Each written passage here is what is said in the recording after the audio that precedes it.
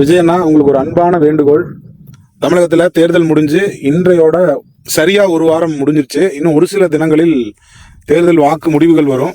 ஆனால் அதுக்குள்ள நம்ம சோஷியல் மீடியாவில் பார்க்குற நிறைய வீடியோஸ் நமக்கு வந்து மனம் பதைக்க வைக்குது. நிறைய நண்பர்கள், அவர் வேற யாரும் இல்லை, நமது உறவுகள், சகோதர சகோதரிகள், நண்பர்கள் எல்லாரும் தான்.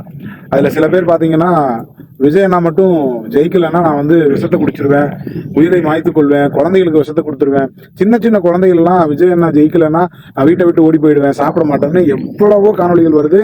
ரொம்ப ஆபத்தானதா இருக்கு. நான் அதை குத்தி காமிக்கிறதுக்கோ நகைச்சுவைக்கோ சொல்லலை, ரொம்ப உறுதியுடன் சொல்றேன். நீங்க தேர்தலுக்கு முன்னாடி வாக்குறுதி வாங்கி எப்படி நீங்க வாக்கு வாங்குறதுக்கு முயற்சி செஞ்சீங்களோ, ஒரு சில வார்த்தைகளை, குறிப்பா நான் எல்லா வழிகளையும் தாங்கிக்கிட்டு உங்களுக்கு நான் கைமாறு செய்யறதுக்காக வரேன் அப்படின்னு சொல்லி திரும்ப திரும்ப திரும்ப திரும்ப அதை சொல்லி சொல்லி சொல்லி எப்படி வாக்கு வாங்கினீங்களோ அதே மாதிரி இந்த சூழலையும் நீங்க கையாளணும்னு நான் வேண்டி விரும்பி கேட்டுக்கொள்கிறேன். எப்படின்னா, திரும்ப திரும்ப இந்த உறுதிமொழியை வாங்குற மாதிரி உங்க வலைதளத்திலேயோ இல்லை ஏதாவது ஒரு வகையிலையோ உங்க நண்பா நண்பீஸ் கிட்ட இந்த உறுதிமொழி வாங்குங்க. அது என்ன உறுதிமொழின்னு நான் சொல்லிடுறேன். நடந்து முடிந்த தமிழக சட்டமன்ற தேர்தல் 2026 எங்கள் மனச்சான்றுக்கு விரோதம் இல்லாமல் நாங்கள் வாக்களித்துள்ளோம். தேர்தலின் வெற்றி தோல்வி என்பது அரசியல் அல்ல. அரசியல் என்பது மக்களின் பணிக்காக களத்தில் நிற்பது. வரும் தேர்தல் முடிவுகள் எப்படி இருப்பினும், வெற்றியாயினும் தோல்வியாயினும் நாங்கள் அதை ஒரே மாதிரி எடுத்துக்கொள்வோம். எங்கள் அண்ணன் விஜய் காண்பித்த வழியில் நாங்கள் நடக்க தயாராக உள்ளோம்.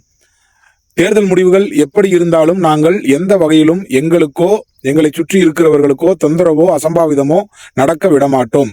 அதற்கு காரணமாகவும் இருக்க மாட்டோம். இதை நாங்கள் எங்கள் மனசாட்சிக்கு விரோதம் இல்லாமல் உறுதி கூறுகிறோம் அப்படின்னு தயவு செஞ்சு உங்க தம்பி தங்கைகளிடம், நண்பா நண்பீசிடம் உறுதிமொழி வாங்குங்க. தொடர்ந்து வாங்குங்க. ஒரு 10 முறையாவது இந்த 4 தினங்கள்ல வாங்கிருங்க.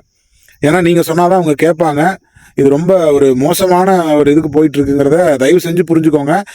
இந்த காணொலியை பார்க்குற நண்பர்கள் நிறைய ஷேர் பண்ணுங்க, நிறைய தெரிஞ்சுக்கிட்டும். ஏன்னா எல்லாருமே நம்ம சகோதர சகோதரிகள் தான். விஜயும் எங்களுக்கு அண்ணன் தான், சீமானும் அண்ணன் தான், ஸ்டாலினும் எங்களோட ஐயா தான், எடப்பாடியாரும் எங்களோட ஐயா தான். எல்லாருமே நம்ம ஒருதாய் வயிற்று பிள்ளைகள் தான். தேர்தல் முடிவுகள் எப்படி இருந்தாலும் நாளைக்கு நல்லது கெட்டது நடந்துகிட்டே தான் இருக்க போகுது.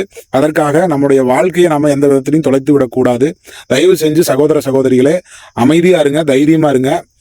நம்ம கருத்துக்கள், கொள்கைகள் வேற மாதிரி இருக்கலாம். ஆனால் நம்ம எல்லாரும் ஒன்று தான். எது நடந்தாலும் நம்ம தான் ஒன்றா நின்று ஃபேஸ் பண்ணணும். தைரியமா இருங்க. எந்த விதமான அசம்பாவிதங்களுக்கும் உங்கள் வாழ்க்கையில் இடம் கொடுத்துறாதீங்க. நன்றி, வணக்கம். நிறைய ஷேர் பண்ணுங்க.